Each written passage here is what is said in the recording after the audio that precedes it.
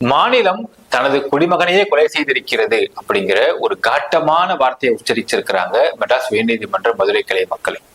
அதாவது மக்களை காப்பாற்ற வேண்டிய மாநிலம் அதை காப்பாத்தாம காவல்துறையின் மூலியமாக தனது மக்களையே அடிச்சு கொள்றாங்க அப்படிங்கிறதும், அதே போல ஒரு கொலை நடந்த சம்பவத்தை விட இங்க கஸ்டோடியல் டெத்ல ஏகப்பட்ட அதிகமான காயங்கள் இருக்கு அப்படிங்கிற அப்சர்வேஷனும், இந்த மாதிரியான கஸ்டோடியல் டெத் அப்படிங்கிறது நாம் பார்த்திருப்போம் மக்களே, ஒரு ஆட்சியை உடைக்கக்கூடிய அளவுக்கு சக்தி படைத்தது.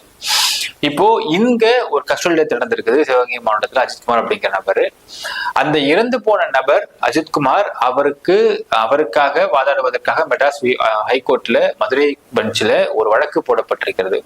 அந்த வழக்குல இன்னைக்கு நீதிபதிகள் கொடுத்த காட்டமான விஷயங்கள், யார் யாரெல்லாம் நீதிமன்றத்துக்கு அழைக்கப்பட்டிருக்கிறாங்க, அண்ட் இந்த ஒரு சினாரியோலையும் இந்த ஒரு வழக்கிலையும் உள்ள நுணுக்கமான மேட்டர்ஸ் பார்க்க போறோம் இந்த பதிவுல.